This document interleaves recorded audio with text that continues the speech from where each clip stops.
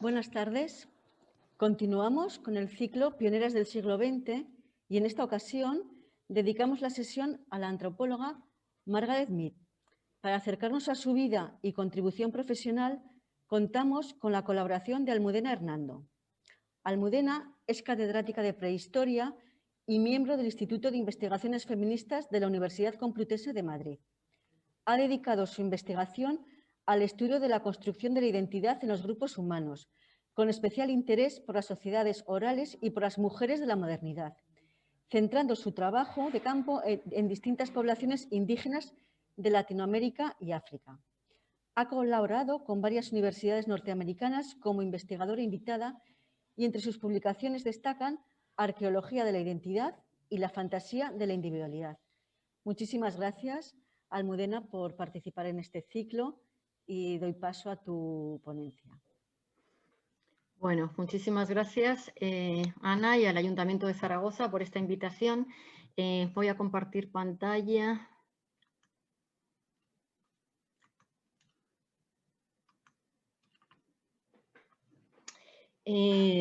Bueno, muchas gracias también a Laura Freisas, aunque por su invitación a formar parte de este ciclo, aunque como ella sabe, me he arrepentido varias veces de haber aceptado esta invitación, porque bueno, yo conocí a Margaret Mead como he hecho trabajos de etnoarqueología, ¿no? Como de antropología con grupos indígenas, ¿no? Sí, pues, en fin, yo conocí a Margaret Mead como la conocemos muchas de nosotras, ¿no? Y bueno, me parecía interesante, ¿no? Meterme a profundizar más en la vida y contaros la vida de Margaret Mead. Pero bueno, empezar a meterme en la vida de Margaret Mead fue meterme en una mujer, en el conocimiento de una mujer mucho más complicada de lo que yo esperaba, ¿no? Y en decidir cómo presentaba a Margaret Mead ha sido también muy complicado, ¿no? Porque Margaret Mead, como todas las mujeres, inevitablemente en la modernidad yo creo que está llena de contradicciones y me ha resultado muy difícil. O sea, me parece que un día le decía a Laura, ¿no? Que había tenido la sensación de que había ido a coger un libro de la biblioteca para prepararme la conferencia y se me había caído encima la biblioteca entera, ¿no? La librería entera. He tenido una sensación como de estar abrumada por la información de Margaret Mead, ¿no? Y estar muy confusa sobre quién era Margaret Mead, ¿no? Entonces, me ha llevado mucho tiempo, realmente he trabajado mucho para preparar esta conferencia y lo que espero es transmitiros que la confusión que a lo mejor veis no es la confusión que yo tengo, sino que es difícil transmitir la contradicción de una persona, ¿no? Yo creo que la contradicción de Margaret Mead era inevitable, que es la contradicción que tenemos las mujeres en la modernidad, y ella fue una pionera que abrió caminos y esos caminos no podían no estar contaminados de contradicción, ¿no? Como os voy a intentar transmitir, no se puede entender la obra de Margaret Mead sin entender no solamente su vida personal, sino su vida psíquica. O sea, yo echo mucho de menos no poder compartir esto con, por ejemplo, las psicoanalistas de clásicas y modernas, ¿no? Con Nora Levington y con Lola López Mondéjar, porque realmente hay cuestiones de su trabajo que no se pueden explicar sin entender lo que le pasaba a ella identitariamente y en su psiquismo. Y esto es lo que me ha resultado complicado, ¿no? Entonces, bueno, voy a intentar transmitiros, me perdonaréis lo que me falte, a lo mejor en la audiencia hay gente que sabe mucho más de Margaret Mead. Yo he intentado hacer lo que he podido con esto y aclararme yo, ¿no? Conocer y admirar a una mujer que a pesar de las dificultades de tener... Por eso he cambiado hasta el subtítulo, ¿no? Que le había dado otro a Laura antes de conocerla bien y ahora lo he cambiado por este, ¿no? La dificultad de ser mujer genial al principio de la modernidad. Bueno, Margaret Mead, como sabemos, supongo que la mayoría de nosotras, ¿no? Es una antropóloga que fue quizá la primera mujer que puso en cuestión el carácter biológico y natural de lo que hoy llamamos género. Tengo que empezar por decir que ella no habló del género hasta los años 60. Sabéis que género es un término que se recupera del inglés, lo recupera a mitad de los años 50, John Money, luego lo utiliza un psicoanalista, Robert Stoller, en un congreso del año 63. Pero Margaret Mead está escribiendo en los años, el primer libro famoso de ella es del año 28 y luego donde plantea que no existe feminidad, masculinidad como derivados del sexo, como términos absolutos, universales, es en el año 35, ¿no? Entonces no se utilizaba todavía el concepto de género como lo utilizamos ahora. Ella utiliza el concepto de rol sexual o personalidad sexual, pero yo me voy a referir todo el tiempo a género, ¿vale? Porque me es más fácil y es a eso a lo que se estaba refiriendo ella. Bueno, es la primera que dice que no está determinado biológicamente, pero luego vamos a matizar todo esto, ¿no? Y bueno, no solamente se dedicó a estudiar no solamente esto, sino crianza infantil, cuestiones de la maternidad, pero además en los últimos años a muchas cuestiones que tenían que ver con la resolución de conflictos internacionales, por ejemplo, la Segunda Guerra Mundial, desastres ecológicos, violencia urbana, drogas, crimen. Fue una persona que se interesó realmente por mejorar su sociedad, ¿no? Ella era conservadora, trabajaba como antropóloga conservadora en el Museo de Historia Natural de Nueva York. Fue profesora en Columbia, aunque nunca le dieron la permanencia, ¿no? Tuvo mucha resistencia de sus colegas masculinos, se había metido en un campo muy masculino, ¿no? Como es la antropología. Escribió más de 30 libros, escribió más de 1000 artículos, algunos académicos, otros de divulgación, y luego le interesó muchísimo divulgar mucho sus teorías, ¿no? Así que estaba constantemente en la radio, en la televisión, en entrevistas. Por eso es tan conocida Margaret Mead, ¿no? Porque estaba constantemente en los medios de comunicación. Fue asesora de educadores, de psicólogos, de políticos, intervino en órganos de decisión, de poder en Washington en la Segunda Guerra Mundial para asesorar sobre el conocimiento de otras culturas junto con Ruth Benedict, ¿no? Ruth Benedict la llevó a Washington. Con una participación muy activa, ¿no? A favor de defendiendo la democracia liberal. Y fue muy respetada, muy amada, muy reconocida, ¿no? Tuvo todo tipo de reconocimientos, todo tipo de medallas. Jimmy Carter le dio a título póstumo, ella murió en el año 78, en el año 79 le dio la medalla presidencial de la libertad. En fin, es una mujer que vivió una vida profesional y personal de muchísima intensidad, muchísima.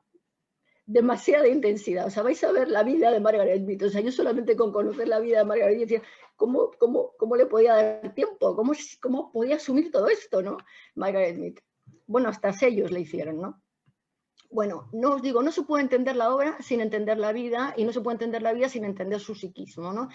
Los doy los puntos principales de su vida. Se casó 3 veces, ella nunca dejaba un marido sin tener garantizado el siguiente,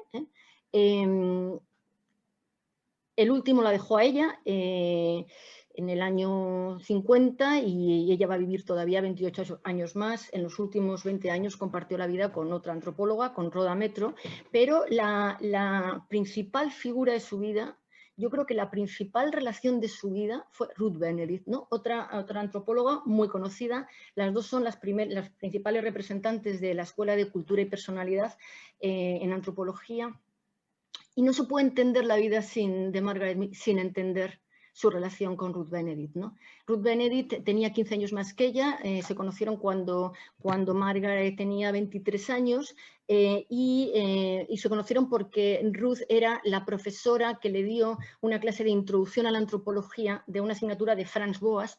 Bueno, mirar, cada uno de los puntos que yo voy a tocar con Margaret Mead es un temazo. O sea, yo llego a la conclusión de que esto es un curso de doctorado, ¿no? Porque son 30 horas, por lo menos, lo que hace falta para explicar lo que os voy a intentar explicar en un poquito más de una hora, ¿no? Franz Boas es otro temazo, ¿no? Es el padre de la antropología norteamericana, la que le sacó lo de los museos, pero no puedo entrar ahí. Un judío emigrado a Estados Unidos. Ruth Benedict era una alumna de doctorado de Franz Boas y entonces daba clase de esto de introducción a la antropología. Margaret Mead iba a ser psicóloga, ella estaba en psicología. De hecho, a mí me asombra que tanto su hija como su tercer marido decían y más gente, ¿no? Que es que tenía mucha capacidad de análisis psicológico. Yo os voy a presentar lo que me parece que he entendido que era Margaret Mead, y a mí me parece que era una persona que estaba muy disociada y que tenía mucha negación de lo que era. Pero es posible que hay gente que nos veamos mal a nosotros mismos, o sea, siempre tenemos más dificultad para entendernos a nosotros mismos que para entender el exterior, ¿no? Para entenderlo de fuera. Y posiblemente eso le pasaba a Margaret Mead. Y os digo que ella iba por psicología, pero se metió en esta clase de introducción a la antropología y ya fue por la antropología, ¿no? Ruth Benedict va a ser su madre, su amiga, su amante, su mentora, su profesora, de todo. La relación con Ruth Benedict es intensísima, es profundísima, es determinante. No se entiende la obra de Margaret Mead sin entender la obra de Ruth Benedict, y sin embargo ella nunca reconoció que había tenido la relación tan profunda, emocional, que había tenido con Ruth Benedict. Ni siquiera se lo dijo a su hija. La hija, en un libro que escribe sobre los padres, dice que ella se había sentido engañada por su madre, porque se había enterado de cuál era la profundidad de la relación que había tenido con Ruth Benedict, o sea, que tenía una relación de amante homosexual, por la investigación de otros, ¿no? Cuando su madre murió, pero que nunca se lo había dicho a ella, ¿no? La hija dice que que Margaret Mead se hizo un mito de sí misma, que es el que se contaba a sí misma y el que le contaba a la hija, ¿no? Y que la madre era honesta, pero que no contaba toda la verdad, ¿no? Que no desvelaba toda la verdad. Y esto es una de las pruebas de esto, es que nunca confesó su relación con Ruth Benedict. La relación erótica y de amante y afectiva y emocional con Ruth Benedict, ¿no? Entre otras cosas porque nunca se reconoció como homosexual. Bueno, luego os explico los problemas que tenían para reconocerse como homosexuales, ¿no? Además de estar casada con un marido y tener la relación con Ruth Benedict, tenía amantes, Ruth Benedict también, tenía amantes hombres y mujeres simultáneos. La hija dice que su madre siempre tuvo un amante hombre y mujer a la vez, ¿no? Que siempre estuvo, yo os diría por lo que he leído, que más, que con varios a la vez. Ruth también, porque las dos representaban esta figura de la nueva mujer americana, ¿no? De la New Woman, que había reaccionado en contra del modelo feminista anterior de las sufragistas que representaba la madre de Margaret. La madre de Margaret va a ser una sufragista, como luego os voy a contar, ¿no? Y ellas en esta época se resisten frente a ese modelo, ¿no? Porque consideraban, por un lado, que los derechos de las mujeres ya estaban ganados, porque mira, habían salido a trabajar en la Primera Guerra Mundial, entonces ya estaban ganados, y por otro lado consideraban que esas sufragistas no habían disfrutado, no habían sabido disfrutar de la vida, no habían sabido disfrutar del sexo ni de los hombres, ¿no? Entonces, para ellas el modelo de nueva mujer era un modelo en el que, bueno, por supuesto se defendía la carrera profesional, la búsqueda de la propia personalidad, ¿no? Que se referían a la individualidad de cada cual. Fijaros que este concepto va a ser muy importante porque es el que luego se va a utilizar en la Escuela de Cultura y Personalidad, ¿no? Que van a representar las dos en antropología, que van a buscar el amor libre, el sexo. O sea, para Margaret Mead fue muy importante el sexo sin compromiso. Ella no entendía los celos, no entendía, ¿no? Pero porque ella no se comprometía, ya os lo voy a contar también, ¿no? El amor libre, la carrera, pero también el matrimonio y los hijos. Ellas no renunciaban al matrimonio y los hijos. Hubo una feminista muy famosa en ese momento, se llamaba Ellen Key, sueca, me parece, muy traducida en Estados Unidos, que decía que en la vida de una feminista, en la vida de cada mujer podía haber un gran amor y que había que buscar ese gran amor y que cuando lo encontrabas la tendencia natural era el matrimonio y a los hijos, porque la heterosexualidad era una etapa evolutiva divina, era superior, ¿no? Entonces, ellas, tanto Ruth como Margaret, tenían matrimonios porque querían tener hijos. Ruth no pudo tener hijos, Margaret le costó mucho, a los 25 años un ginecólogo le dijo que no podía tener por unos problemas en el útero, luego tuvo varios abortos y al final tuvo una hija cuando tenía 38 años, con el último marido, con Gregory Bateson, ¿no? Pero ellas, digamos que aceptaban el amor libre, buscaban el amor libre, pero con un matrimonio siempre de compañía que garantizara que ellas eran heterosexuales, ¿no? Vais a ver luego que a lo largo de la vida, a mí me parece que Ruth fue mucho más coherente que Margaret con su homosexualidad, porque Ruth se va a declarar en la mitad de los años 30, se va a declarar homosexual. Y esto le va a horrorizar a Margaret, porque si se declara homosexual Ruth, pues entonces ella ¿qué es? ¿No? Y ella no puede contemplar ser homosexual, ¿no? Ella era heterosexual y era femenina, como os voy a contar. Bueno, ¿cómo se la ha definido a Margaret Mead? Se la ha definido como dulce e intensa, intensísima, intensísima, ya lo vais a ver, dulce e intensa, optimista y brillante, controladora y demandante. Yo creo que fue una mujer genial, ¿no? Y como todas las genialidades, pues es una explosión de energía. De hecho, esto es lo que decía el tercer marido, ¿no? Que era, decía que tenía una energía demoníaca, ¿no? Que era una pura energía y que ella él no la podía seguir, ¿no? Parece, lo que dicen los maridos es que al principio de las relaciones se mostraba frágil y necesitada de protección, como muy vulnerable, porque lo debía ser, pero cuando asentaba las relaciones mostraba un lado mucho más controlador y mucho más rígido, ¿no? De hecho, cuando la deja Bateson, el tercer marido, lo que dice es eso, ¿no? Que no solamente es que no puede con su energía demoníaca, ¿no? Sino que tampoco con la velocidad de su mente y con su espíritu controlador, ¿no? Y también con la capacidad de hacer grandes dilemas de lo que parecían problemas pequeños. Esto es lo que dice Bateson. Bueno, ¿a qué se debe todo este movimiento? Yo creo que ella vivía en una excitación constante, necesitaba esa excitación, ¿no? Necesitaba sus biógrafas, bueno, una que os voy a decir que me pareció fantástica, decía que necesitaba estar como viviendo en un drama permanente y que si el drama las circunstancias no generaban el drama, ella generaba el drama, ¿no? Porque necesitaba estar como excitada. Yo creo que vivía con muchas contradicciones, con muchos conflictos, pero con una mentalidad genial, ¿no? Sus padres le habían transmitido que ella tenía dones especiales y de hecho en su autobiografía dice que ella está satisfecha de haber cumplido con las expectativas de los padres, ¿no? O sea, debe tener un super yo muy fuerte, ¿no? Una autoexigencia muy fuerte. Pero al mismo tiempo está viviendo esta contradicción que yo creo que os decía antes, es inevitable en las mujeres de la modernidad, ¿no? ¿Cuál es esa contradicción? Bueno, como sabéis, yo creo que la identidad está formada, no voy a entrar en mis teorías, ¿no? Pero para poder entender yo a Margaret Mead sí que he necesitado utilizar esas categorías, ¿no? Que para mí son los componentes de la identidad.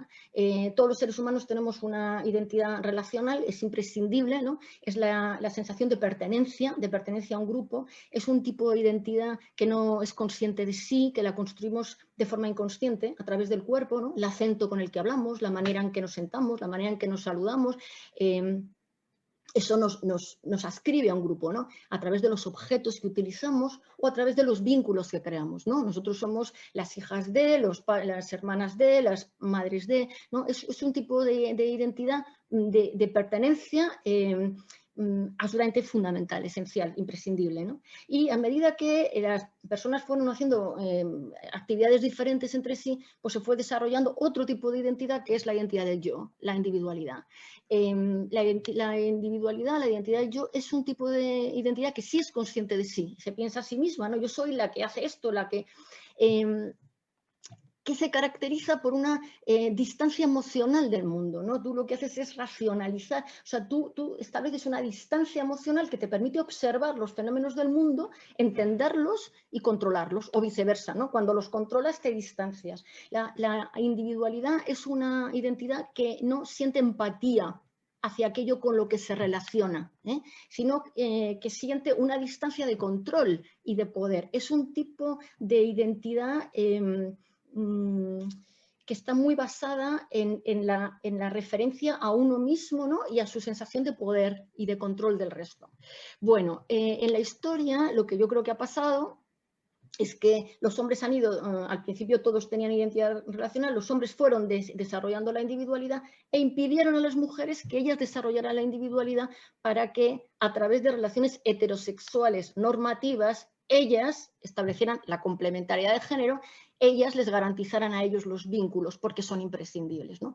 Así que ha quedado, ¿no?, como resultado de la trayectoria histórica, la idea de que la identidad relacional era como propia de las mujeres, era tradicionalmente femenina, ¿no?, y que estaba encarnada por las mujeres, que las mujeres se nos daban mejor los vínculos, ¿no? Y en cambio la individualidad quedó como una identidad de los hombres, ¿no?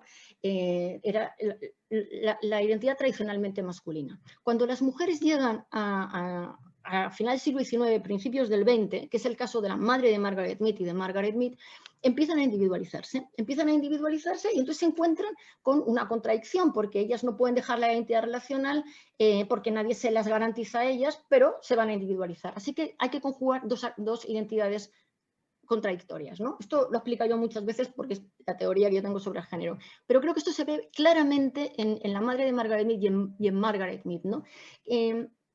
¿Qué es lo que le pasa? Porque nosotras ahora, en la modernidad, en nuestra situación actual, ¿no?, podemos estar siempre ahí intentando manejarnos con esta contradicción, ¿no? ¿A qué le damos más importancia? A nuestro proyecto vital, a nuestras relaciones, pero en el momento en que llegan, y este es el valor de las pioneras, ¿no?, este es el sacrificio de las pioneras, ¿no?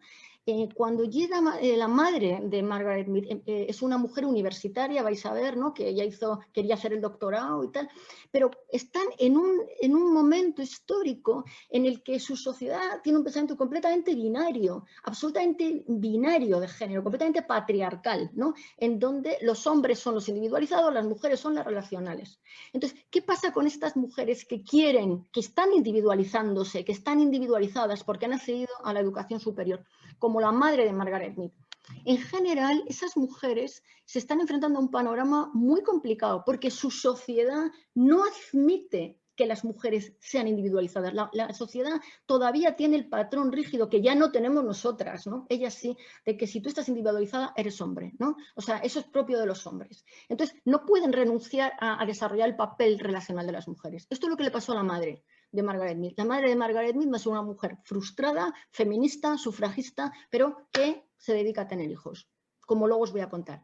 ¿Qué pasa con Margaret, con su hija? Margaret Mead hace lo contrario. Margaret Mead lo que hace es que desarrolla una identidad completamente masculina. Así que, claro, el objetivo de su trabajo, o sea, todo el trabajo de Margaret Mead está destinado a justificarse a ella misma. Está destinado a decir, no, si tú desarrollas tu proyecto vital, si estás individualizado, no eres un hombre, eres una mujer, ¿no? Por eso os pongo aquí, argumentó en contra de la determinación biológica del género. Argumentó en contra porque ella no estaba desarrollando el papel de las mujeres, ¿no? Estaba desarrollando el papel de los hombres. Ahora bien, y aquí viene lo que a mí me resulta tan difícil de contar, porque me ha resultado muy difícil de aclararme y de pensar. Yo creo que Margaret Mead no llegó a internalizar esto. No llegó a internalizar que no existe una determinación biológica del género. Creo que lo pudo teorizar, pero que estaba en una sociedad tan rígida que no lo pudo interiorizar. Es decir, que inconscientemente ella seguía asociando la individualidad con el hecho de ser un hombre y asociando ser una mujer con ser relacional, es decir, con dar prioridad a la maternidad. Porque esto es lo que parece que se ve en toda su vida, ¿no? Os pongo aquí. Ella lo que actuó fue una identidad masculina, pero es que además actuó una identidad de masculinidad hegemónica, como ahora os voy a mostrar. Es decir, yo creo que ella no se independizó, no pensó yo puedo tener la identidad que quiera y ser hombre o mujer, que es que eso, el sexo no tiene que ver con el género. No lo pudo hacer. Así que ella se esforzó toda su vida por transmitir que era maternal, porque eso que era maternal, que era relacional, es lo que demostraba a la sociedad que ella era una mujer.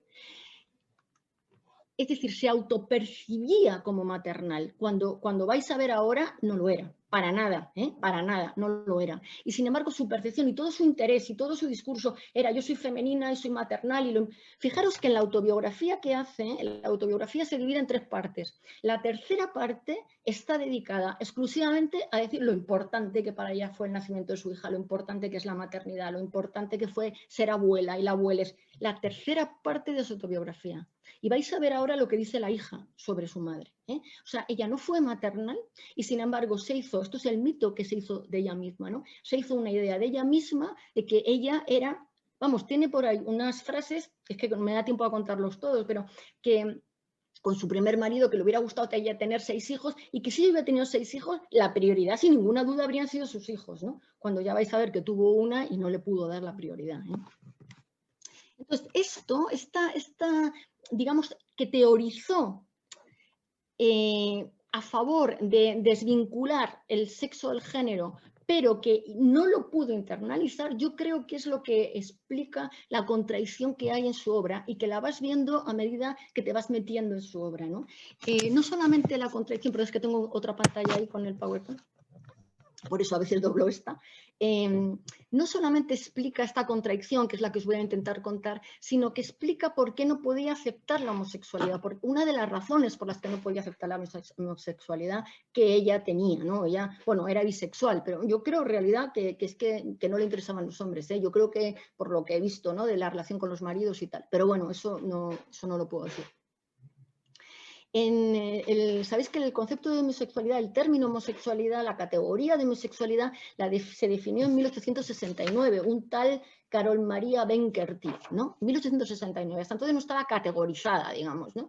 Y en la interpretación que existía entonces sobre qué es la homosexualidad, seguía vigente una interpretación de Karl Heinrich Ulrich, que había muerto en 1895, un homosexual absolutamente valiente que luchó para defender, ¿no? la legitimidad de la homosexualidad, pero la interpretación que se hacía es que la homosexualidad implicaba una inversión del alma o de la psique de la persona, del cuerpo que lo contenía, ¿no? O sea, veis ahora esto que se habla de el cuerpo equivocado, ¿no? Bueno, pues esto en el siglo XIX lo que se decía es que una lesbiana, por ejemplo, era una persona con un cuerpo de mujer, pero con un alma o psique de hombre. Y claro, esto no lo podía tolerar Margaret Mead, porque Margaret Mead yo creo que tenía miedo de que consideraran que era... O sea, yo llego a pensar si ella dudaría de que era un hombre, porque tenía demasiada necesidad de insistir que era una mujer, que era una mujer, que era una mujer, ¿no? Y claro, reconocerse homosexual, como vais a ver más adelante, por eso no podía tolerar que Ruth se confesara homosexual, reconocerse homosexual era reconocer que tenías un alma de hombre, o sea, que eras un hombre. Entonces ella no lo pudo hacer, ¿no? Tampoco se autodenominó...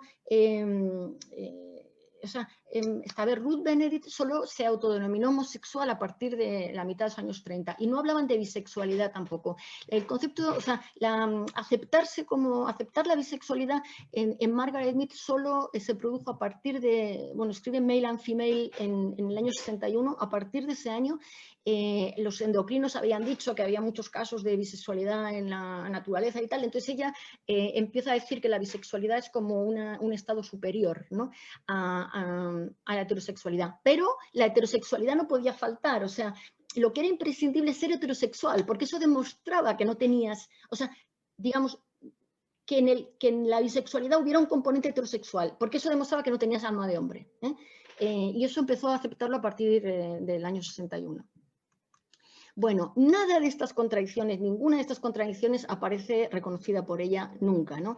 No aparece en su autobiografía, esta es la autobiografía que hace ella, Blackberry Winter, donde como la propia mujer que hace la introducción dice, es un discurso de absoluta autorrealización, es como una persona absolutamente autorrealizada, madura, completa, sin ningún tipo de conflicto, sin ningún tipo de contradicción, sin ningún tipo de problema, es una autobiografía de qué mujer tan estupenda, qué suerte tenido, ¿no? Qué proyectos tan estupendos, que con tantos amigos, con tantas amigas, con tantos maridos, con tantos proyectos, ningún problema. Y la tercera parte de todo el libro es que lo importante era la maternidad, porque para ella la maternidad, ¿no?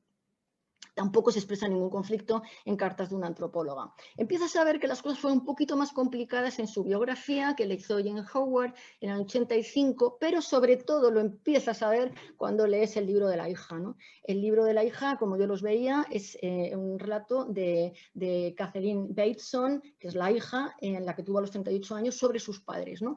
Este es un relato, tampoco me puedo extender, pero esto es un libro donde se ve bastante rabia y bastante resentimiento contra la madre. Ella es antropóloga, la hija también, y entonces está harta de que la llamen para conferencias sobre su madre, en lugar de sobre su propio trabajo, ¿no? Y aquí yo creo que se ve bastante resentimiento así velado, ¿no? Pero hay una una carga de profundidad total, y es que te va contando que su madre no era una buena madre, ¿no? Que su madre no fue una buena madre, como luego os contaré. Que eso era el leitmotiv de Margaret Mead, que lo importante de ella y lo importante de las mujeres era la maternidad, ¿no?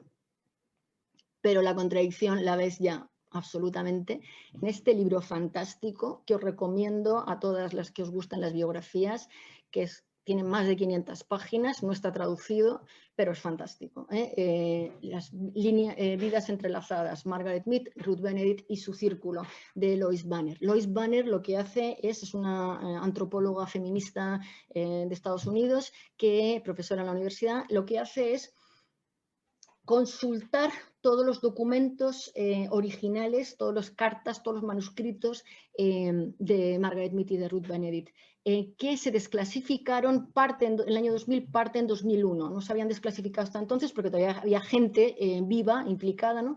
Y entonces ella, bueno, a mí me parece un libro, o sea, es este libro, no sé si me veis a mí, pero es como un tocho, pero es que no tiene una página de desperdicio. O sea, es un libro sobre la época, sobre las relaciones entre las dos. Es un libro fantástico, ¿eh? Ahí te demuestra que no se puede entender a Margaret Mead sin entender a Ruth Benedict, ¿no? Y sin embargo, que ella nunca lo reconoció así. Bueno, vamos a empezar con la vida de Margaret Mead. Margaret Mead nace, pero no se puede entender la obra si no entendemos el fondo de Margaret Mead. Nace de una familia las dos ramas son de lo que llaman Old Americans, viejos americanos, ¿no? Una familia de 10 generaciones de americanos procedentes originalmente de Inglaterra, con las dos ramas familiares muy educadas, muy progresistas, muy librepensadoras, ¿no? Y las mujeres de las dos familias muy potentes, ¿no? En la biografía lo que ella cuenta es todo positivo. Está Lois Banner, lo que te dice, analiza la biografía, pero analiza borradores previos de la autobiografía que luego no se publicaron, porque la autobiografía la editó, sale en el año 72 y la edita la que entonces vivía con Margaret Mead, que es Rhoda Metro, ¿no? Entonces quitó muchas cosas negativas y iba a decir, es que no me sale como, bueno, era una palabra que me iba a salir conflictuosas, ¿no? O sea, como generadores de conflicto, ¿no? Que mostraban el conflicto y las quitó, ¿no? Entonces, la autobiografía es, como os digo, un relato absolutamente así estupendo, pero en los borradores y en cartas, ¿no? Se ven, porque aquí escribían mucho, ¿no? Estas mujeres escribían mucho, ¿no?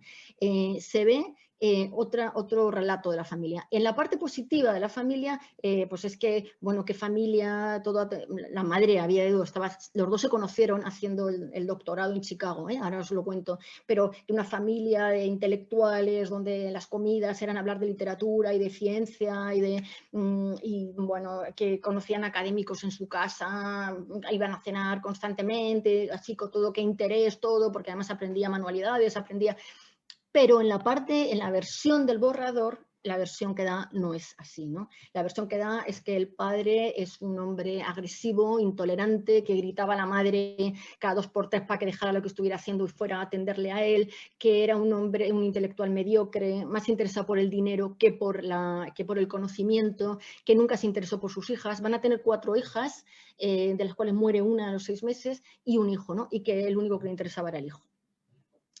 Y de la madre, pues en la versión positiva es eso, que era una líder activista, ¿no? Por los derechos de las mujeres, por los derechos civiles, abolicionista, etc. Pero luego, en la versión negativa, el retoque de la madre es, os cuento, os leo, es una persona, la retrata como una persona fría y distante, severa, obsesiva, sin capacidad para el placer, austera, y aunque era antirracista, por ejemplo, era tan dura con las cocineras y criadas que le duraban muy poco, ¿no? No estaba cómoda con su cuerpo ni con su sensualidad. Confesó no haber disfrutado nunca del sexo con su marido. Esto lo confesó la propia madre, porque la madre escribía muchas cosas sobre ella misma, ¿no? Eso tiene que ver con la propia construcción de la individualidad.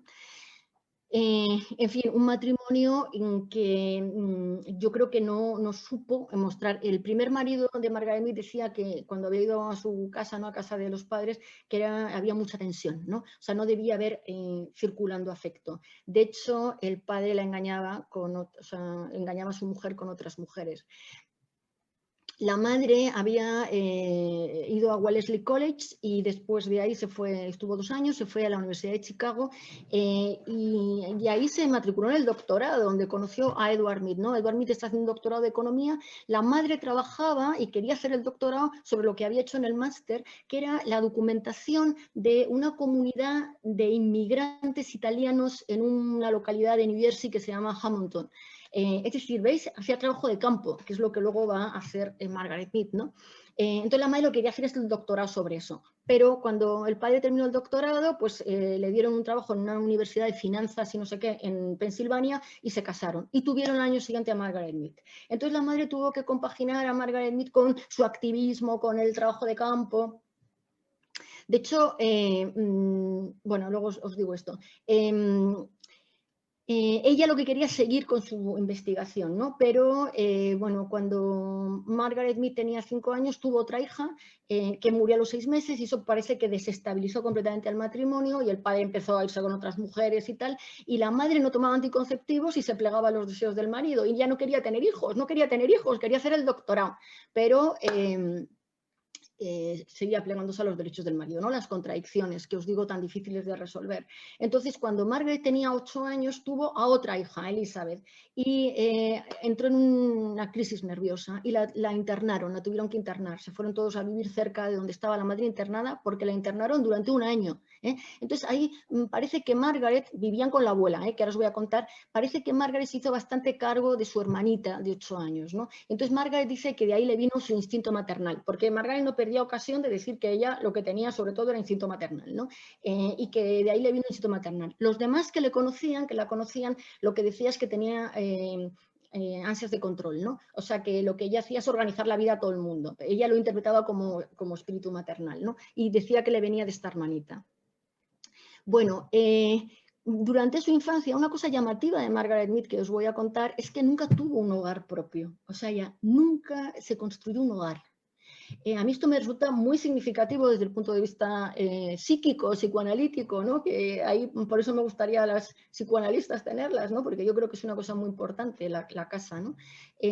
Pero hay que tener en cuenta que es que cuando ella era pequeña, la familia nunca vivía en un sitio fijo, porque en primavera y en otoño estaban en Hamilton, donde hacía trabajo de campo la madre. En invierno se iban a Pensilvania, que es donde trabajaba el padre en la universidad, y en verano se iban a la costa, ¿no? Entonces estaban constantemente moviéndose de casa. Por esto los niños no estaban escolarizados. Quien les enseñó fue la abuela. Y la abuela paterna, Martha Mead. Y esta es la personalidad fundamental en la vida de Margaret Mead, según ella dice, ¿no? Dice, mi abuela paterna fue la influencia más decisiva de mi vida. Dice que fue una persona cálida y perfecta, que para ella fue el modelo que ponía cuando explicaba en sus conferencias cómo había que ser padres. Su modelo era su abuela, ¿no? Martha. Martha, como las mujeres de la familia de la madre, que también eran muy potentes, Martha había sido maestra, ¿no? Y ahora estaba viuda, había sido maestra y entonces estaba jubilada y entonces vivía con su hijo, con Edward Mead, y cuidaba de los nietos, ¿no? En todos estos movimientos les daba clase. Y Martha Mead consideraba que las mujeres que no tenían ningún tipo de limitación, que no estaban con respecto a los hombres, ¿no? Que no teníamos ningún tipo de limitación, que de hecho ella como maestra daba por hecho que las mujeres teníamos ventaja, porque en la escuela había que estar mucho más encima de los chicos, que eran mucho más pesados y que tardaban más en aprender que las niñas, ¿no? Entonces, fijaros hasta qué punto que el padre de Margaret Mead le obligaba a tener medio punto más de nota que el hermano Richard para darle la misma paga, porque daban por hecho en esa familia que las mujeres teníamos ventaja, ¿no? Que las mujeres... Y entonces Margaret Mead A ver, Margaret Mead no se va a reconocer nunca como feminista. De hecho, va a estar en contra del feminismo. Le va a parecer que son agresivas muchas veces, ¿no? Esto tiene que ver con esto que os digo de que ya están conseguidos los derechos, ¿no? Que también compartían Ruth Benedict, pero tiene que ver también con identificación con la abuela y con rechazo de la madre. O sea, Margaret Mead no consideró que su madre había sido una buena madre. Le había dado prioridad a su activismo feminista sobre el cuidado de sus hijos, ¿no? Entonces parece que esto hizo que Margaret Mead nunca se quisiera reconocer como feminista. Las feministas a todo esto, algunas han considerado que Margaret Mead es su precursora por esto que decía de que el género no tenía que ver con el sexo y tal, y otras se pusieron en contra de ellas porque dijo cosas, como os voy a intentar contar, que eran contradictorias con esas, ¿no? Y que tenían que ver con esto de que las mujeres ya lo tenemos todo ganado, ¿no? Esto venía de la abuela. De hecho, fijaros que la madre, como sufragista, activista y tal, pues les vestía igual a ella y a su hermano Richard con pantalones. Bueno, a ella le horrorizaron siempre los pantalones. Y como su abuela, como su abuelita, lo que le gustaba es ir vestida con vestidos, vestiditos. Y si tenían frunces, mejor. Vais a verla en trabajo de campo y hiciera lo que hiciera, siempre con vestidito, porque tuvo una prioridad en su vida y es mostrar que era una mujer. Por eso yo creo que debió tener mucho miedo a sentir que era un hombre, no solo a que la consideraran un hombre, sino sus propias dudas internas. Bueno, os digo, ella, el modelo era la abuela, ¿no? Que era y además la maternidad y lo importante y sin embargo no fue una buena madre, como os digo que os iba a contar. Lo que os saco, o sea, ella no se pudo, a ver, no es que no fuera una buena madre, es que ella no se podía vincular bien. Es que no se podía vincular bien. Os voy a poner dos ejemplos, o sea, dos ejemplos, no, dos referencias, la de su hija y la de sus relaciones amorosas, ¿no? La hija cuenta, y esto lo cuenta la propia Margaret en su autobiografía, lo que pasa es que Margaret lo cuenta como una cosa que es muy progresista y como muy interesante y tal, y la hija lo cuenta con resentimiento. Cuando nació la hija, eso era 1939, había empezado la Segunda Guerra Mundial, y el padre, Gregory Bateson, el tercer marido, estaba en Inglaterra, era inglés, ¿no? Y estaba en Inglaterra, no podía ir a Estados Unidos porque estaba ahí ocupado, la requerían para determinadas tareas que tenían que ver con la guerra, la cultura y tal, y entonces tardó 6 semanas en llegar después del parto.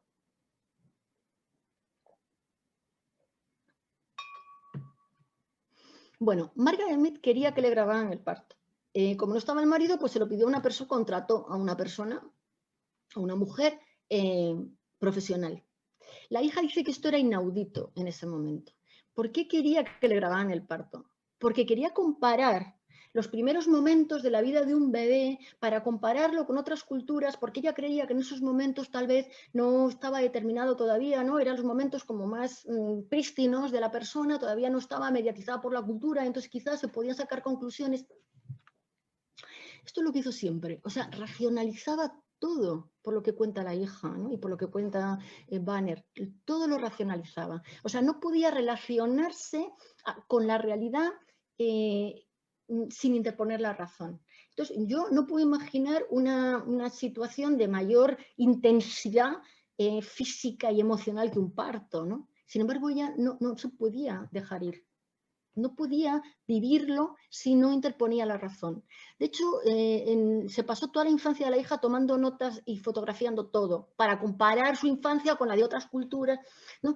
Dice la hija que hasta quería poner cámaras en los techos de todas las habitaciones para grabarla en todas las... Y la hija al final no hizo eso, ¿no? Pero la hija al final quería tirar las fotos y las notas que tenía, quiso tirarlo en un determinado momento y la madre no le dejó, porque le dijo que tenía la infancia mejor documentada de todo Estados Unidos, ¿no? Lo que debía ser verdad.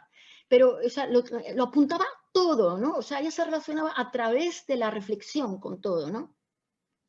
¿Se ocupaba de la hija? Pues mirad lo que dice la hija. Dice, Margaret escribe que mi padre volvió de Inglaterra cuando yo tenía 6 semanas. Y entonces, y esto es textual de la autobiografía de Margaret, o sea, si leéis la autobiografía de Margaret, dice esto, textual, pero Margaret lo dice como con orgullo. Despedimos a la niñera y nos cuidamos de ella todo un fin de semana. Dice la hija, todo un fin de semana. Aún sin las bastardillas, esa frase me causa perplejidad. Tras ese fin de semana, que dejó a ambos padres con la certeza de haber aprendido lo que significa atender a un bebé, dice la hija con mucho recochineo, la devolvieron al cuidado de la nodriza inglesa que se ocuparía de ella durante toda la crianza. De hecho, esta foto está sacada de la autobiografía, porque claro, es que fue una persona muy importante cuando ella habla tanto de la importancia de su maternidad, ¿no? Nanny Barrows, que encima la hija dice que además no daba a Margaret Mead puntada sin hilo. Entonces que la nani tenía que ser inglesa porque así el acento de la hija iba a ser, porque además el padre era inglés y entonces querían que el acento, ¿no? Que era todo calculado, todo razonado, ¿no? Que era todo así. Fijaros que este fin de semana, o sea, en este fin de semana que se ocuparon de la hija, dice Margaret Mead en su autobiografía que fue que el padre, Gregory Bateson, nunca volvió a tener un contacto físico con la hija tan intenso como lo había tenido ese fin de semana. Se conoce que la cogía en brazos y tal, ¿no? Y que nunca volvió a tener ese contacto físico. Y ella, las conferencias que daba, era sobre la importancia de que los padres, de la paternidad, ¿no? De que se hicieran cargo de los hijos y tal. Pero ella lo que dice de este fin de semana es que fue tan intenso lo que hizo Gregory, tan intenso que le quedó muy construida la paternidad para siempre. O sea, tenía mucha capacidad de negación. Yo perdonar porque parece que la estoy criticando mucho, pero es que no sabéis la confusión que a mí me ha producido Margaret Mead. Porque iba como de asombro en asombro, ¿no? Y yo creo que esto es porque era una genia, o sea, porque era genial, pero entonces estaba muy centrada en ella misma, ¿no? La hija dice también que la relación fue muy desapegada, ¿no? Que bueno, que ella vivió, os digo, siempre en casas de amigos, en la planta baja de casas de amigos, etcétera, ¿no? Y luego ella daba conferencias diciendo que es que era mucho mejor para los niños. ¿Sabéis esta frase famosa de que a los niños no hay que enseñarles qué pensar, sino a pensar o algo así, ¿no?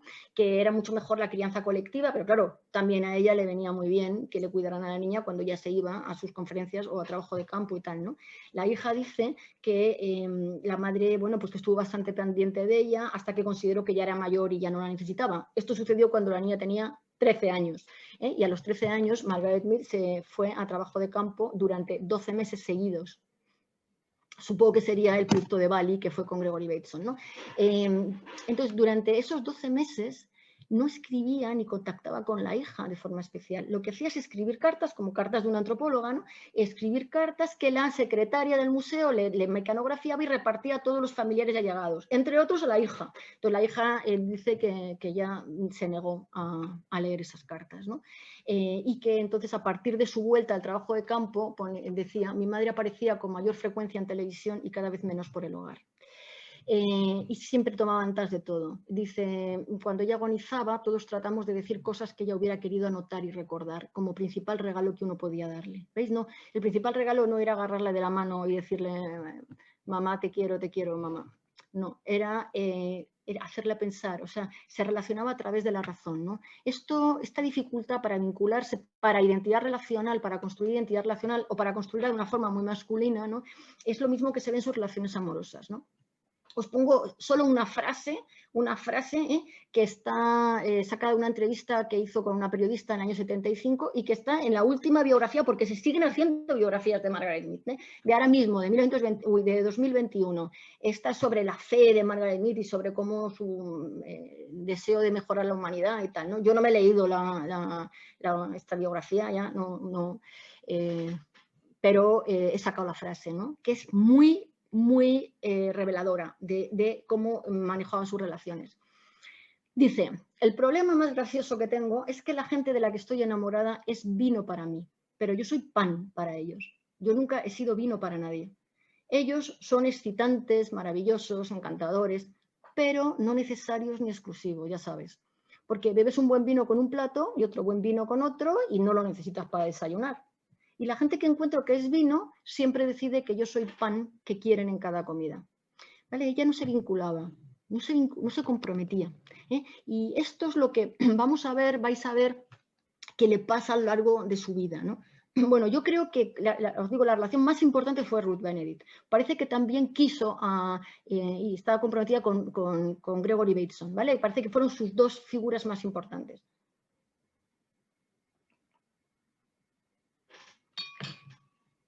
Pero mirad lo que pasa a medida que se desarrolla la vida. Bueno, ella en la juventud tiene un patrón moral aquí bastante confuso. Ella decía que había un cultural script, un guión cultural, ¿no?, en la sociedad victoriana que se caracterizaba por impulsar a las chicas a tener amistades románticas entre ellas. Ahora os voy a contar esto de Smash Crash, pero con el matrimonio como destino, ¿no? Es decir, que les metían en un patrón contradictorio. ¿Qué es esto de Smash Crash? Yo, por cierto, doy las gracias a mis amigos Sally y José porque hay palabras que me han resultado difíciles de traducir, ¿eh? Y he tenido ahí la asesoría de Sally y de José. Unas son estas. ¿Qué significa esto? Smash Crash es como estar quedado con, ¿no? Son enamoramientos adolescentes. O sea, en la sociedad victoriana se impulsaba, yo creo que esto es una reacción puramente patriarcal. O sea, yo creo que lo que pasó, ahora os voy a explicar lo que hacían, lo que pasaba es que las mujeres empezaban a individualizar. Entonces, se podían escapar del papel de constructoras de vínculos, de relacional, ¿no? Pero esto no lo podían permitir los hombres individualizados, patriarcales, porque ellos necesitaban que las mujeres les garantizaran los vínculos. Entonces, cuando las mujeres empiezan a individualizar, empieza a haber en la sociedad norteamericana un patrón de comportamiento, esto es lo que llama Margaret Mead el cultural script, que insiste en que las mujeres establezcan vínculos profundos a lo largo de toda su vida. Es decir, que las mujeres se identifiquen con la construcción de vínculos. Y para ello se las incita a que tengan a su maestra favorita desde el jardín de infancia, a su profesora favorita, a sus amigas íntimas, ¿no? Y entonces esto en el instituto y al llegar a la universidad, digamos, se les impulsa a que tengan amistades íntimas, pero de una intensidad que es de enamoramiento, ¿no? Que es esto que llaman smash o crash, ¿no? Que Banner dice que era que reproducía el mismo patrón del cortejo masculino, o sea, que es que eran apasionamientos, que lo vivían con celos, con traiciones, ¿no? Y era tu amiga íntima, claro, de lo que hablabas era del novio, pero era una amistad que incluía una relación física muy estrecha, que dormían juntas, se peinaban, se acariciaban. Esto no les parecía problemático a la sociedad victoriana. ¿Por qué? Porque por un lado pensaban que las mujeres tenemos menos deseo sexual que los hombres, entonces, y por otra parte que la sexualidad es penetración. Entonces, si no hay un pene de por medio, pues, ¿qué problema hay, no? Además, la masturbación estaba completamente prohibida, el sexo oral ni se les pasaba por la cabeza, la homosexualidad era el peor pecado que se podía cometer. Entonces, bueno, ¿qué problema hay con que las niñas o las chicas compartan la cama, ¿no? Pero claro, esto impulsaba el erotismo entre ellas, ¿no? Y esto hay datos que demuestran que pasaba, ¿no? Pero al mismo tiempo tenían al novio. No, es que no me puedo extender, porque hay tanto que contar de Margaret Mead que no me puedo extender, pero de verdad, cada una de estas cosas es que da para mucho, ¿no? Bueno, esto es lo que le pasó a Margaret Mead. Margaret Mead llega a la Universidad Barnard College después de un año muy frustrante en otra universidad de Poe, que tampoco os puedo contar. Llega a Barnard College en Nueva York, ¿no? Y entonces ahí se monta, se hace líder, empieza a tener muchas actividades y se monta un grupo de ambiente lesbiano donde ella es la líder total, ¿no? De hecho, ella se considera la madre de las otras. Son mujeres muy inseguras, muy dependientes de Margaret Mead, y ella se considera la madre. Y a las otras las hijas, y las amigas que luego entran, que son amigas de las hijas, pues las considera las nietas, ¿no? ¿Sabéis? Ella no hace más que insistir en su tendencia maternal, ¿no? Este grupo, la profesora de teatro le llama las Ashcan Cats, que es un nombre muy difícil de traducir, que según mi amiga Sally podría traducirse como gatas callejeras, porque es gatas de las latas de ceniza, ¿no? Y según José, pues sería gatas cenizas, ¿no? Un nombre raro que debe venir de alguna obra de teatro, ¿no? Que yo desconozco.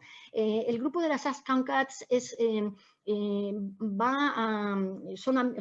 ambiente lesbiano en donde va a haber amigas para toda la vida de Margaret Mead, ¿no? Y alguna de ellas amante, ¿no? Va a ser amante, no para toda la vida, pero amantes, ¿no? Bueno, pero esto es paralelo a tener un novio, claro. O sea, tú tienes estas relaciones, pero al mismo tiempo tienes que tener un novio. El primer novio fue Luther Cressman. Luther Cressman era el hermano de su profesor de ciencias en el instituto, se compromete con él a los 17 años. Luther Cressman era un hombre pusilánime, muy manejable, que tenía como objetivo ser ministro de la Iglesia Metodista porque su mamá quería que fuera ministro de la Iglesia Metodista, y Margaret Mead tenía la fantasía de casarse con un ministro de la Iglesia, organizar la parroquia y tener 6 hijos, ¿no? Esa era la fantasía, porque había tenido uno de estos smashes o crashes cuando era pequeña con una adolescente que era la novia de un ministro, ¿no? Bueno, la novia, ¿no? La prometida de un ministro, ¿no? Bueno, entonces, mirar, o sea, me he tenido que hacer como las películas de policía, así poner las fotos y los hilos y tal de quién se relaciona con quién, para aclararme de la vida emocional de Margaret Mead y de su dificultad para los vínculos, para poderoslo contar. Porque no sabéis lo que es esto. A ver, os empiezo en 1918, que es cuando se promete con Lázaro Cresma, ella tiene 17 años, y acaba en 1925 este cuadro, que es cuando se va a ir a Samoa y donde va a producir el primer libro famosísimo de ella, ¿no? Que en inglés se titula Coming of Age in Samoa, que aquí se tradujo como Adolescencia, Sexo y Cultura en Samoa.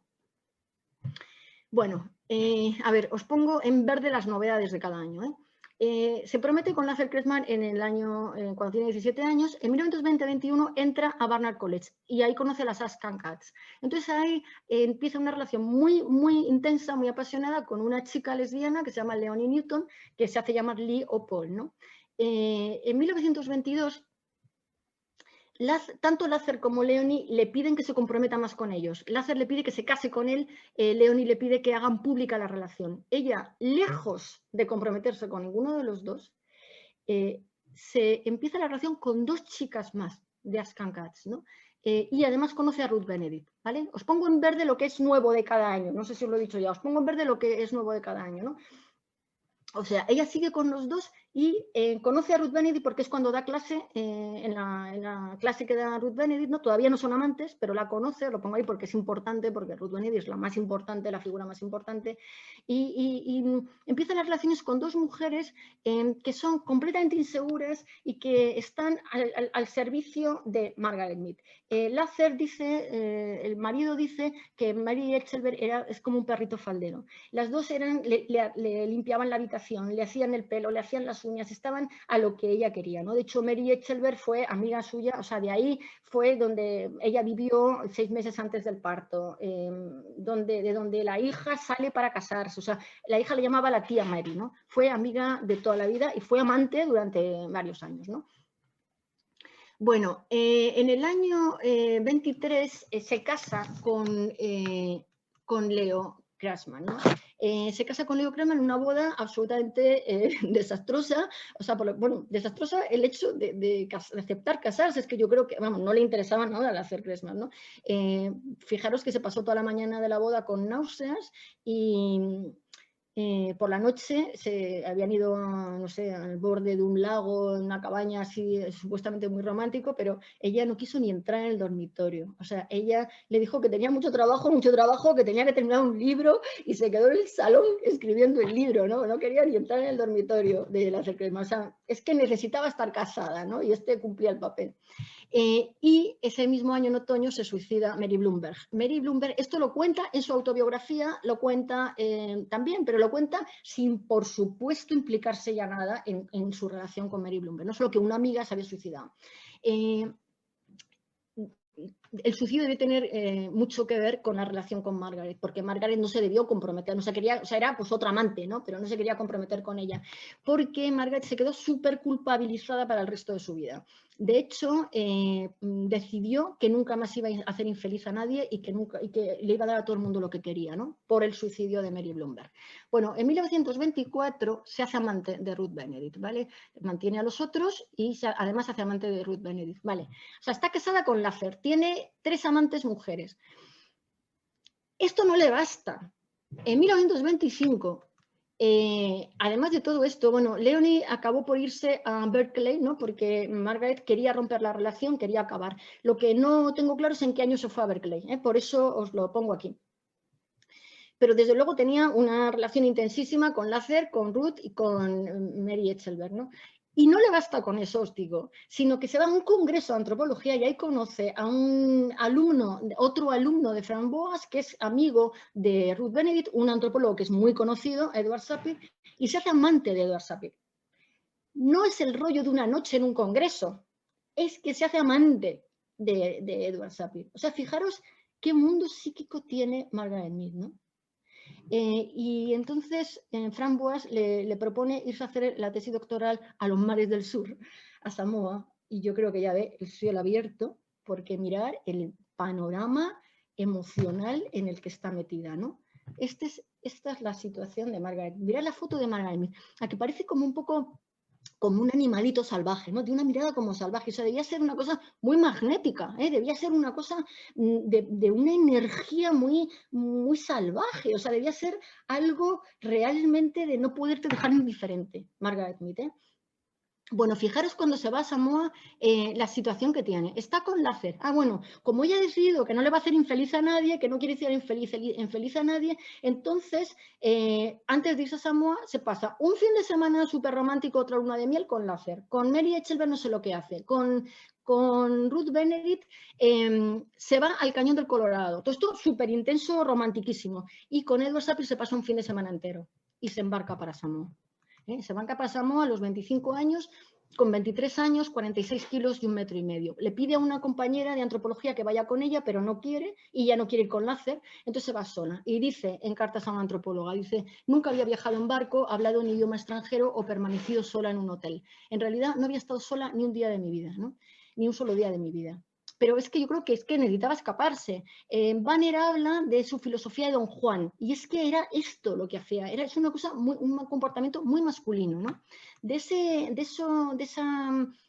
trabajo de campo en Samoa sale el libro Camino of Age, que es eso, Adolescencia, Sexo y Cultura en Samoa, que es que lo traducen como le da la gana, en donde, o sea, lo que había ido a hacer encargado por Framboise es que Framboise le ha dicho que por qué no averiguaba si esto de los smashes y crashes, ¿no? Si los enamoramientos adolescentes eran universales en todas las adolescencias o eran propios de la Universidad de la sociedad americana. Entonces, se fue a Samoa para comparar eso. Entonces, ella llega a la conclusión de que no, de que los smashes and crashes son solo americanos, que allí es una sexualidad muy relajada, que hay amor libre, que hay juegos entre amigas, a veces también entre amigos, y que los matrimonios están muy contentos porque están regidos por la heterosexualidad, pero que también contemplan prácticas homosexuales. Vale, esto tiene un éxito inmediato porque pone en cuestión el modelo rígido de educación norteamericana, ¿no? Pero al mismo tiempo, pues parece que justifica mucho su propia vida, ¿no? Ella a su biógrafa le dijo que muchas veces sus reconstrucciones estaban close to fiction, cercanas a la ficción, ¿no? Entonces, ¿hasta qué punto realmente conoció la cultura? No se sabe, ¿no? Hubo una crítica, no puedo entrar porque veo además que el tiempo se me echa encima y me quedan todavía muchas cosas. No puedo entrar. Hubo una crítica de un antropólogo que ha sido muy famosa porque se publicó en Harvard University Press, ¿no? que dijo que todo su trabajo era infundado, ¿no? Que, en fin, esto es lo que queda en muchos ámbitos de la antropología, ¿no? Que todo el trabajo era infundado. Yo os digo, yo no estoy segura hasta qué punto realmente conoció bien las culturas, pero lo que sí sé es que Derek Freeman tenía motivaciones políticas y de género en contra de Margaret Mead. De hecho, otro antropólogo, Paul Sankman, fue luego estudiando el trabajo de Derek Freeman y lo que hizo fue desmontar la crítica de Derek Freeman, ¿vale? Y lo publicó, además, publicó varias cosas, pero en 2013 publica en la revista más importante de Estados Unidos de antropología, que es Current Anthropology, un artículo súper serio desmontando la crítica de Derek Freeman, ¿vale? Que se os quede ahí. Bueno, está en Samoa. Volvemos a Samoa, ¿vale? Volvemos a la situación personal. Está en Samoa 9 meses. 4 meses después de llegar, Sapir le da un ultimátum. O se compromete con él o se casa con otra. Y ella no se compromete con él porque no se comprometía con nadie. Entonces, escribe a Ruth cartas apasionadas de amor a Ruth, pero al mismo tiempo diciéndole que está obsesionada con Sapir. O sea, no se compromete con Sapir, que Sapir no se la va a perdonar jamás, le va a criticar luego, cuando haga el segundo libro, le va a criticar muy ácidamente, le va a guardar rencor. Pero ella se queda obsesionada con Sapir. O sea, es un narcisismo muy, muy básico. Yo, fijaros, creo que es que ella necesitaba que la miraran para sostenerla, o sea, que debía tener muchas inseguridades y necesitaba que la estuvieran apoyando narcisísticamente, ¿no? O sea, que la apoyaran para poder crear. que por eso necesitaba todas las miradas que pudiera, ¿no? Entonces, seguía casada con Luther, seguía siendo amante de Ruther, estaba obsesionada con Sapir. Le cuenta a Ruth que hay un samoano que es que le apetece, pero que es que no se atreve a enrollarse con él porque ya está en una posición muy colonial. Y cuando vuelve en el barco de vuelta a Estados Unidos, camino pasando por Inglaterra, en el barco conoce a un antropólogo de Nueva Zelanda, va a estar 6 semanas en el barco con él, se enamora de él, el Reo Fortune, que va a ser el segundo marido. No va a dejar, es un hombre, esta descripción es de la hija, un hombre desgarbado y torpe, tímido y al mismo tiempo mordaz. Por lo visto era un hombre muy provinciano, que tenía celos de Margaret Mead y de su éxito, y que, bueno, pues que estuvo casada con él, pero al final lo va a dejar, ¿no? Entre medias se sigue mezclando lo de Ruth, es que no puedo contároslo, y lo de Reo, ¿no? Ahí empieza a sospecharse que es homosexual en el ambiente académico, ¿no? Y entonces ella decide dejar de trabajar en cosas de sexo y adolescencia y sexos y tal, y trabajar en la crianza de los niños. Entonces se va con Reo en el año 28, después de visitar a Radcliffe Brown en Australia, se va a hacer trabajo en Papúa Nueva Guinea con los manus, trabajando con la crianza infantil, ¿no? Y al volver al año 29 quiere retomar la relación con Ruth. Ruth decía que ella no podía pasar ya porque se casara con Reo, ¿no? Que ella toleraba todo lo demás, pero que no quería competir con Reo, que no. Ruth es que fue muy a mí me parece que, bueno, no creéis que estaba en un rinconcito, ¿eh? Ruth tenía en ese momento, me parece que ya se había divorciado de su marido, pero tenía un amante joven hombre y luego tenía 2 amantes jóvenes mujeres, ¿no? Que estaban así en este ambiente. Entonces le dice que no, que la quiere dejar a Margaret, pero por otra parte piensa que no puede vivir sin ella, entonces decide seguir, ¿no? Aunque estén casadas las dos, cortar el sexo mientras está con Reo, pero no desconectarse, ¿no? Así que sigue con Reo y se va en el año 31 a hacer trabajo de campo en el río Sepik en Papúa Nueva Guinea. Y de aquí va a ser resultado el libro Sexo y temperamento entre sociedades primitivas.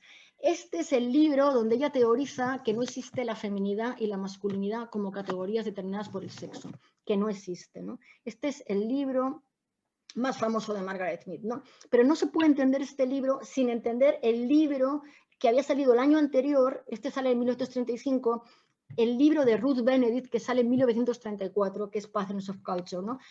Pautas de cultura.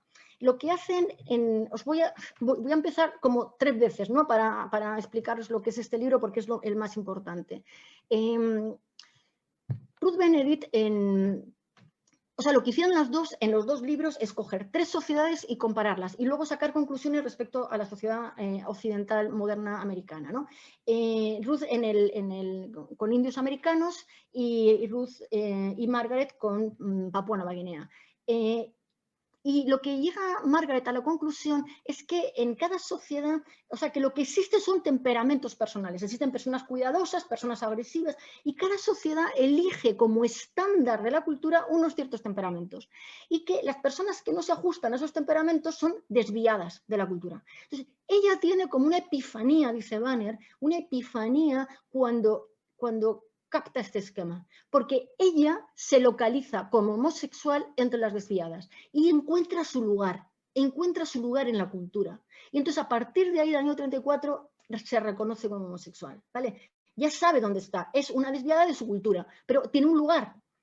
Bueno, claro, Margaret se horroriza, porque ¿cómo va a ser homosexual? Tú no eres homosexual, tú eres tipo mixto, que es como decía Margaret Mead, ¿no? Ella lo que va a hacer es hacer lo mismo, pero con el género. Va a buscar cuáles son los rasgos de los temperamentos que en cada cultura se consideran hombre y masculino y femenino, ¿no? Y ver si hay alguna universalidad en esos temperamentos, ¿no? Y decide que no. Bueno, para llegar a esa conclusión, lo que hace es comparar 3 sociedades en el río Sepik. Está con Reo y al final está embarazada. La primera sociedad son los árabes, que es una sociedad que es de gente muy amable, que quiere mucho a los niños, que dan prioridad a los deseos de los demás y que ella considera que se pueden considerar, que en nuestra sociedad se considerarían como femeninos, tanto los hombres como las mujeres, ¿no? Reo no está de acuerdo con esta interpretación. Reo cree que los hombres son agresivos y son violentos, pero porque él trabaja con los hombres, pero es el libro de Margaret Mead y Margaret Mead impone su criterio, ¿no? Luego se van a otra sociedad, que son los Mundugomor, o los actualmente se llaman Biwat, que son completamente agresivos, o sea, tienen mucho infanticidio infantil, hay bebés flotando en el río todo el tiempo, los padres se acuestan con las hijas, le horroriza la sociedad, son sexualmente muy activos, ¿no? Pero es muy agresivo todo. Entonces considera que tanto los hombres como las mujeres se pueden considerar femeninos, ¿no? Entonces, ellos dicen, no estoy encontrando, o sea, en estas sociedades no hay género, no hay roles sexuales diferenciados. Entonces necesitamos encontrar una tercera sociedad en donde sí se diferencie el temperamento de los hombres del temperamento de las mujeres. Entonces, no conocían y le piden a un antropólogo que estaba trabajando en la zona con los IATMUL, que era inglés y que al que Reo había conocido en Cambridge, que se llama Gregory Bateson, le piden si les enseña algún grupo. Y Gregory Bateson les lleva a los Chambuli. Los Chambuli, según Margaret Mead, pues tenían unos temperamentos en los que a los hombres se les podía considerar, según los criterios occidentales, femeninos y a las mujeres masculinos. Con esto tampoco está de acuerdo Reo Fortune, porque igual, yo tampoco creo que estaría de acuerdo, porque Margaret Mead te cuenta que los Chambuli son polígamos y que tienen compra de la novia, o sea, pagan para comprar a las mujeres. Yo dudo que las mujeres tengan el poder, como ella dice, cuando hay compra de la novia, ¿no? Pero bueno, es de nuevo la interpretación de Margaret Mead. Bueno, en Chambuli tienen trabajo de campo y Margaret Gregory va mucho tiempo a estar con ellos, aunque él está con los IATMUL, ¿no? Mirad aquí, Gregory tiene 2 metros de altura, ella tiene 1,5 metros. Gregory, por lo visto, era un gentleman inglés, era un tipo encantador, absolutamente charming, que las mujeres se quedaban enamoradas con él porque era de la familia de los Bateson, o sea, el padre había definido la genética, también librepensadores, él se reconocía que había sido que había tenido relaciones homosexuales, era partidario del amor libre, en fin, perfecto, ¿no? Y entonces ahí está Margaret Mead seduciendo a los dos. Bueno, ¿a qué conclusiones llegan? ¿Qué es esto de que el género no tiene que ver con el sexo? Bueno, cuando están en Chambuli, con visitas de Gregory, les llega el borrador de Patterns of Culture. Entonces, lo que hace Margaret es intentar aplicar el esquema de Ruth Benedict a el género, como os digo, ¿no? Si hay patrones. Entonces llega a la conclusión de que hay personas que tienen el temperamento que se considera masculino, que son agresivas, posesivas, ¿no? Ansiosas y tal. Y que hay personas, pero que eso no tiene que ver con el sexo, ahí estarían Reo, estaría Ruth, estaría Steve. Steve es una de las amantes de Gregory. Lo que pasa es que adopta un papel, un nombre masculino. Se hace llamar con un nombre masculino, ¿no? Y que luego habría gente con temperamento maternal, cuidadoso, sensible, como ella y Gregory, ¿no? Se consideran femeninas. Luego esto lo va complicando porque piensa que el esquema más completo es cuatropartito, que eso lo había hecho Carl Jung y que lo había hecho Mendel, el de los guisantes, y que mejor hacer un esquema cuadrantes, ¿no? Y entonces va, en lugar de masculino y femenino, pues va a hablar de norteños, sureños, de turcos, que es gente muy gestora, muy buena administradora, y bueno, esto lo traduce así el libro de la hija, pero yo creo que es mejor hablar aquí de gente mágica, ¿no? Como gente que es lo contrario de gestora, ¿no? Entonces va a clasificar a todo el mundo que conocen con esto, ¿no? Los masculinos serían ansiosos posesivos o norteños, los sureños inquietos, sensibles, maternales. Pero fijaros el desconocimiento que tiene Margaret Mead de ella misma. Esto lo pongo que lo que dice la hija. Dice, como hija de ambos, me asombra el hecho de que Margaret se calificara a sí misma y a Gregory como tipos predominantemente maternales, inquietos y sensibles, porque soy consciente de que su carácter maternal no era pleno, ni mucho menos, ¿no? O sea, un adolescente actual que diría algo así como, pero mamá, tía, ¿de qué vas? ¿No? De que eres maternal y sensible, ¿no? Bueno, entonces luego lo que hacen es intentar todas las culturas que conocen ajustarlas a estos cuadrantes, ¿vale? Los mundugomor, los hombres y las mujeres, pues serían norteños o masculinos. Los arapés, hombres y mujeres, serían femeninos o sureños. Y así todos los que conocen, la chambuli, las mujeres chambuli, ¿vale? Entonces llegan a la conclusión de que no hay feminidad y masculinidad, que la naturaleza humana está compuesta de cualidades emocionales como agresión o cuidado que no necesariamente coinciden con la masculinidad o con la feminidad, sino que depende de cada grupo selecciona uno de estos rasgos para considerarlos masculinos o femeninos o no. Y claro, una conclusión, una derivación muy importante de esto es que si lo masculino y lo femenino no existen, pues entonces la inversión y la homosexualidad como orientación tampoco.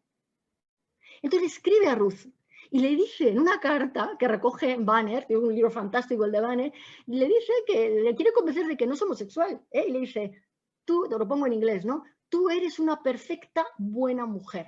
Claro, ¿veis? Porque lo de ser homosexual seguía siendo, es que tienes alma de hombre, ¿no? No, tú eres una perfecta buena mujer, lo que prefiere tipos temperamentales diferentes y responde de forma diferente a ellos, ¿no? O sea, no deja de ser una mujer, ¿vale? Ruth Benedict no le contesta esto, ¿no? Y lo único que le dice es, se nota que para trabajar necesitas estar excitada y que el SEPIC te da mucha excitación.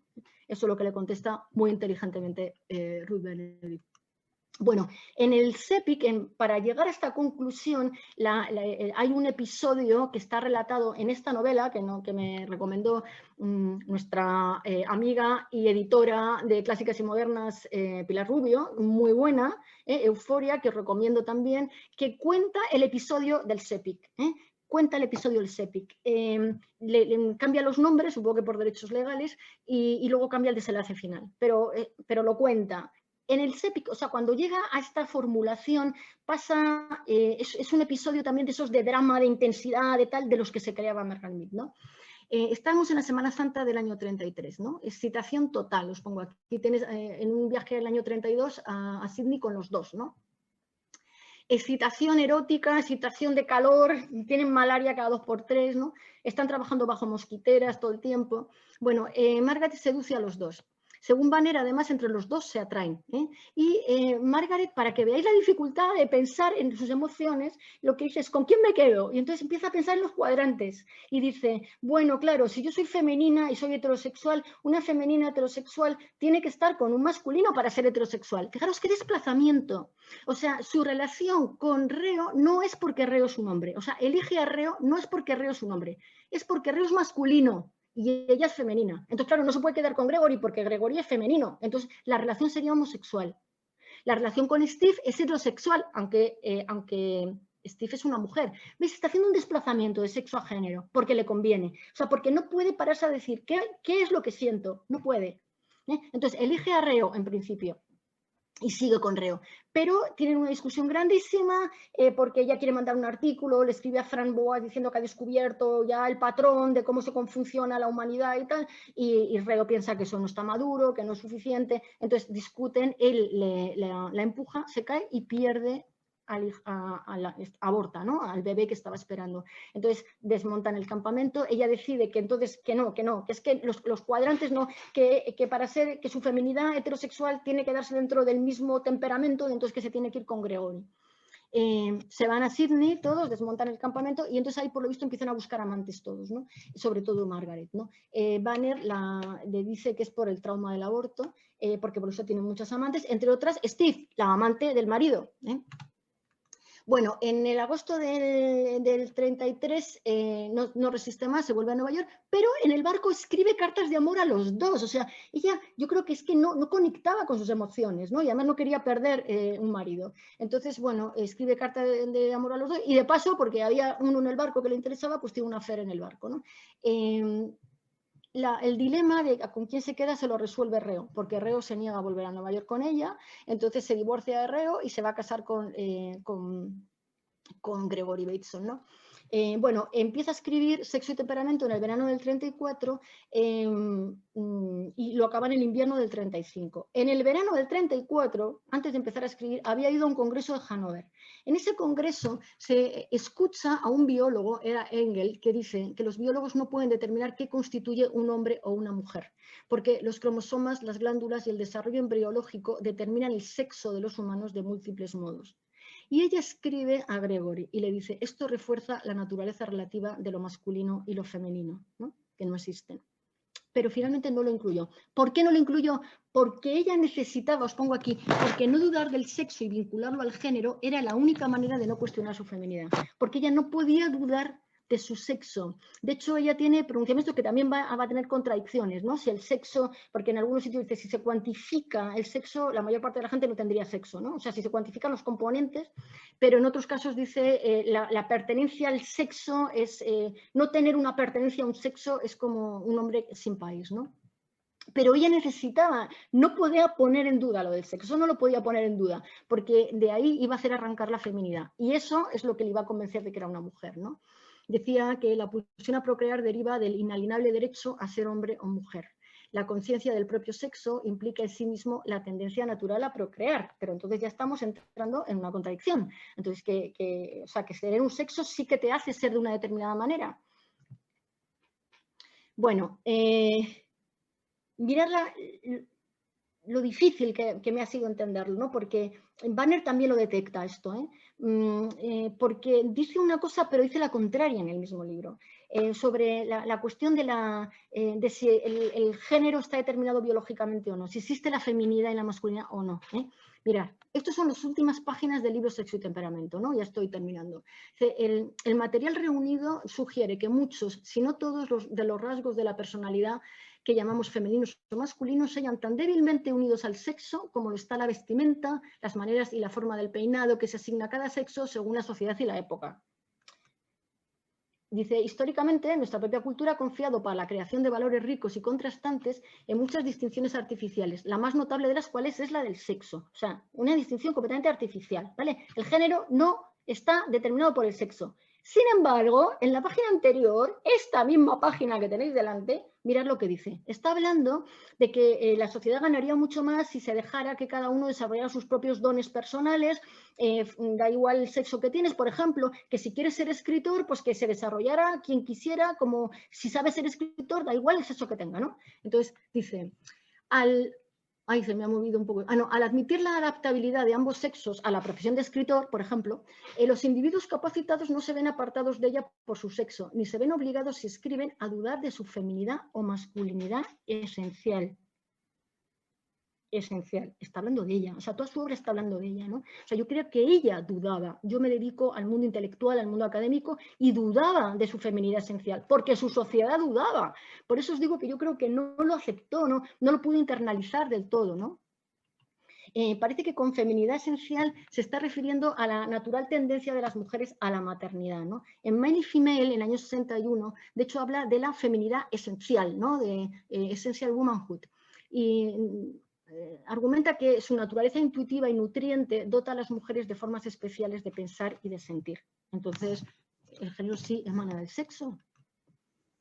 En el año 38 había escrito una carta a su madre que le reprochaba cómo habían sido las sufragistas con los hombres y le decía, lo que los hombres necesitan es el sentimiento de que las mujeres son diferentes de ellos mismos y que son amistosas con esos aspectos de la masculinidad que son peculiarmente masculinos y que ellas no tienen. Vale, contra estas declaraciones se van a poner en contra las feministas. La propia Margaret Mead lo dice, que las feministas se le echaron encima. Betty Friedan, por ejemplo, estaba en contra de Margaret Mead, porque Betty Friedan la consideraba una de las teóricas de que las mujeres debían volver al hogar, por esto de la maternidad y la importancia de la maternidad, ¿no? Entonces, es una obra, la de Margaret Mead, que tiene mucha contradicción, ¿no? Por su contradicción interna. Lois Banner dice, y esto es en lo que yo estoy de acuerdo con ella y por eso os he intentado argumentar toda la conferencia, ¿no? Dice que su autoidentidad femenina le creaba un problema para defender que las culturas determinan los roles sexuales de hombres y mujeres, que el género variaba entre culturas, porque ella necesitaba anclarlo a su sexo, su feminidad, para garantizar que no era un hombre. Bueno, en el año 48 muere Ruth Benedict. Os voy a decir más cosas, pero no puedo. En el año 50 Gregor Bateson se va a California, se casa con una mujer, luego se va a casar con otra, aunque van a tener una muy buena relación después de eso. Va a vivir los últimos 20 años con Rhoda Metro y en el año 78, el 15 de noviembre, muere de un cáncer de páncreas a los 71 años. La hija cuenta que ella había estado dando muchas conferencias siempre sobre la muerte en las otras culturas, ¿no? Todo comparativo y tal, y que la muerte pues no era, en fin, era un proceso totalmente natural, que había que asimilar de forma natural, pero ella no lo pudo aceptar. Es otra de sus disociaciones, ¿no? Ella no lo pudo aceptar. De hecho, ella no creyó a los médicos que le decían que tenía un cáncer de páncreas y prefirió creer a un curandero que le decía que tenía un problema de intestino y que se iba a resolver. Y de hecho se quería ir de la casa de Rhoda Metro porque quería irse a vivir sola porque no admitía a nadie a su lado que no aceptara que ella no tenía un cáncer, ¿no? En el verano, murió en noviembre, en el verano organizó un coloquio al que fue Gregory, que fue su hija y otros colegas, para hablar del futuro, ¿vale? O sea, no podía contemplar la idea de su propia muerte. Y ya os leo unos párrafos y acabo, ¿vale? Os leo. Margaret Mead teorizó que el género no se deriva del sexo porque ella no se identificaba con la identidad relacional que el orden patriarcal atribuía a las mujeres y en cambio sí encarnaba perfectamente la que atribuía a los hombres, definida por una clara prioridad de la razón sobre el vínculo, con dificultades para empatizar y poner en segundo plano su propio deseo y un claro narcisismo del yo. Pero aunque argumentó teóricamente en contra de la determinación biológica del género, en su foro interno, en su más profundo núcleo subjetivo, no debió poder eliminar esa asociación sexo-género, por lo que necesitó reforzar el argumento con una demostración inapelable de que ella no era hombre, sino mujer. Y esta inapelable demostración no era otra que la propia del orden patriarcal, que consideraba que la tendencia al cuidado y a los vínculos era solo propia de las mujeres por su capacidad maternal. Luego, si ella demostraba que tenía esa tendencia, nadie dudaría de que era mujer. Si le dio prioridad a la construcción de este mito sobre ella misma, es que debía tener unas dudas internas que no conseguía disolver, pero con ello incurría en una contradicción manifiesta sobre la determinación biológica del género y esta contradicción define su obra. En mi opinión, todas las mujeres individualizadas de la modernidad tenemos identidades contradictorias porque conjugamos rasgos de individualidad y de identidad relacional. Pero a comienzos del siglo XXI, la sociedad occidental ya no encasilla a hombres y mujeres en la tradicional división complementaria de género, sino que tolera en gran medida la especialización profesional de las mujeres o los rasgos de ternura o de cuidado en los hombres, a pesar de la fuerte presión patriarcal que aún rige el orden social. No sucedía lo mismo, sin embargo, a comienzos del siglo XX, cuando vino al mundo Margaret Mead. En un manuscrito de 1972, recogido por su hija, reconocía, entre comillas, el deseo que sentía desde temprana edad de tener certeza sobre mi propia identidad y, comillas, las confusiones en que me habían sumido las concepciones ajenas sobre lo que deben ser las mujeres profesionales o cualquier mujer inteligente, se cierran comillas. Y es que en esa época ser mujer profesional o inteligente aún constituía casi un oxímoron, una contradictio in terminis para el orden social. Cuando comencé a estudiar la figura de Margaret Mead, sentí impaciencia y rechazo hacia sus contradicciones, negaciones y disociaciones, pero al final solo siento admiración por el modo en que supo utilizar todas esas trampas para escapar de sus propios demonios y facilitar el camino a otras mujeres que, continuando sus pasos, nos podemos sentir inteligentes y profesionales sin tener que poner ya en duda nuestra propia condición de mujer. Nada más. Gracias. Perdonad que me he pasado.